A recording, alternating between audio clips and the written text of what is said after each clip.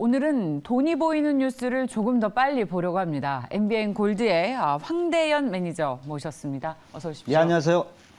자, 어제 우리 주식시장 앞서도 계속 얘기했습니다만 장 후반으로 가면서 뒷심이 좀 밀려요. 네네. 정확히 아까 그 말씀하신 그 환율이라는 부분이 시장을 좀 흔들었다 이렇게 보는데 어제 우리나라 그 팩트를 볼 때는 아시아 환율 하락이었습니다. 특히 일본 엔화가 150엔까지 올라가면서 전반적으로 위안화까지 끌어내리는 이런 모습을 보였고 그것이 이제 우리나라 그 환율에 낙폭이 있으면서 전체적인 주가의 그 투자 심리가 좀 위축이 됐던 부분이 아닌가 이렇게 봅니다. 그래서 매크로적인 부분은 환율이라 보고 내부적으로 봤을 때는 어제 이제 우리나라 시장을 흔들었던 부분이 테슬라의 그 실적 부분이었고 또 이제 폴란드의 원전 부분이 이제 주가를 다시 업하게 하는 계기는 됐다 이렇게 봅니다. 그래서 어제 볼 때 이제 그 팩트가 한 두 가지가 됐고 바로 이제 제가 이제 가장 그 크게 말씀드리는 게 환율하고 이제 삼성전자인데 삼성전자나 특히 저 SK하이닉스도 어저께 이제 다시 좀 대밀리는 이런 부분이 나타나면서 전반적으로 투자 심리가 좀 어떻게 보면 위축이 됐다 이렇게 좀 볼 수가 있겠습니다. 그래서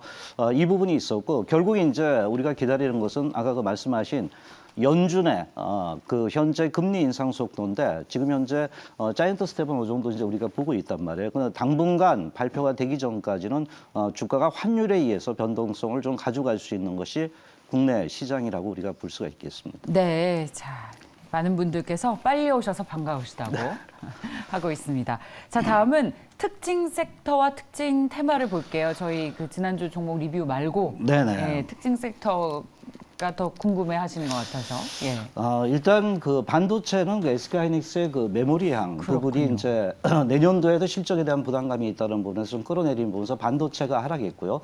특히 어제는 그 테슬라가 시장을 좀 흔들었습니다. 네. 바로 이제 테슬라의 그 전기차 부분의 그 매출이 그 시장 기대치보다 못하다는 부분이 나왔는데 특히 중국 쪽에서 반 정도 매출하는데 거기서도 이제 굉장히 안 좋았고 중국 경기가 안 좋았다는 부분이 나타나면서 뭐냐면 우리나라 2차 전지를 좀 흔들었습니다. 그래서 삼성 SDI라든가 2차 전지가 상당히 그 낙폭이 좀 있었던 이런 모습이었고 또 그런 부분에서 자동차나 화학인가 다 전이가 되면서 전반적으로 대형주의 그 탄력들은 낮았다 이렇게 봅니다. 어떻게 보면 최근에 그 흐름을 보면 낙폭 가대, 그 낙폭이 있던 부분은 순환면인데 건설업종이 어저께 다시 이제 반등을 했지만 큰 의미는 주기는 좀 그렇다 볼 수가 있겠죠. 그래서 대형주들은 전반적으로 하락이 좀 있었고요. 중소형주 또한 바로 전이가 되면서 같이 그 동반 그 하락 내지는 낙폭이 있었다 이렇게 봅니다. 그래서 특히 이제 반도체나 2차 전지 종목군들에서 뭐 폐배터리나 이쪽에도 그 주가의 그 낙폭이 좀 있었다 보고요. 바로 이제 그 OTT 관련주도 하루 이제 그 반짝거리고 나서도 주가가 좀 대밀리는 이런 현상이 지금 주식시장의 중소형주에 반영이 되고 있다.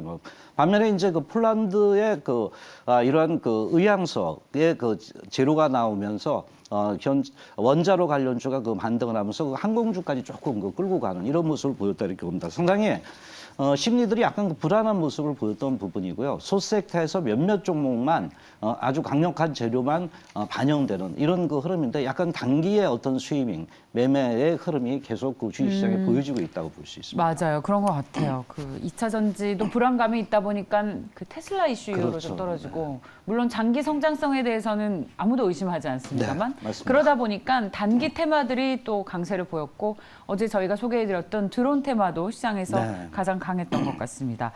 자 그리고 그동안 좀 쉬어갔었던 이 대체 에너지 관련 주식들의 흐름도 돋보이는데 그래서 오늘 돈이 보이는 뉴스 첫 번째 소식은 해양풍력인가 봐요.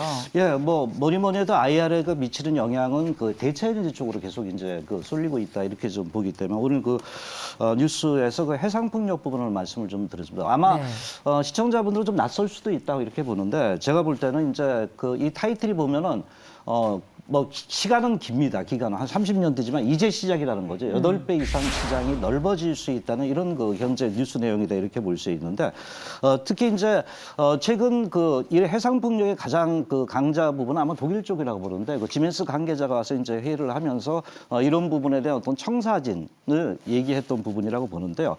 특히 이제 최근 그 재생에너지가 유럽 쪽에서는 굉장히 집중화하고 있다는 이런 부분을 크게 얘기했던 부분이고요. 뭐 아시다시피 이제 러시아하고 이제 싸우고 있는데 이게 이제 뭐냐면 여기서 끝나는 게 아니라 신냉전이 앞으로 전쟁이 끝나도 지속될 수 있다는 것이 이제 유럽과 러시아의 그 앙금이 나왔다는 부분입니다. 그래서 이런 쪽에서 우리 이거 LNG 너무 믿으면 안 되겠다. 그래서 대체 에너지로 다양화하는데 풍력 쪽으로 이제 계속 전환을 하고 있는데 특히 이제 우리가 그 트렌드를 좀 확인해 볼 필요가 있는데 여기서 볼 때 이제 유럽 쪽에서 그 전력 구매 계약이라고 있습니다. 전력이 어느 쪽에 비중이 높느냐 이렇게 보는데 풍력 쪽에서 해상 풍력 쪽에서 비중이 3분의 1로 이제 높아졌다는 겁니다. 그만큼 이제 해상 풍력의 그 중요성이 미래 가치로 굉장히 부각이 되고 있다라고 이제 우리가 볼 수가 있겠고요.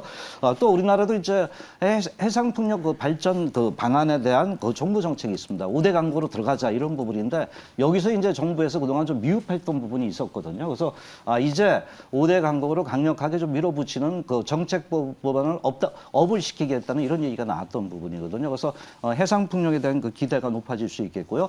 그 준비된 거 아래 종목들을 보신다면 네. 뭐 세진중공업이라든가 상강 M&T, 뭐 유니슨, 또 LS라든가 우림피에트, SKCNC 이런 종목군들이 좀 포진하고 있다라고 참고를 좀 하시면 되겠습니다. 네. 그래요. 요즘 대체 에너지 주식들이 다시 또 각광을 받고 있습니다. 오랜만에 해상풍력 관련주 소개해 그렇죠. 주셨는데 네. 수익률이 날 만한 종목이 보이십니까? 시장이 이제 판의 움직임에서 변화는 나타날 수 있는데 요새 보면 그 시장이 빠지면 같이 어떤 전체적으로 하락하고 올라가 이런 부분이 있잖아요. 거기서 이제 추세적인 종목들이 많이 적습니다. 그러나 결국 저는 이제 제가 볼 때 실적이라든가 성장이 있을 때는 판이 안정이 될 때 추세적인 부분이 나타난다는 관점에서 이 종목을 좀 가져왔던 부분이 하나인데 예. 저는 이제 경쟁력이 있어야 된다고 보고 해자 기업이어야 된다고 봐요. 그래서 이 경기에 어떤 굉장히 흔들리지 않는 기업 바로 상강 M&T입니다.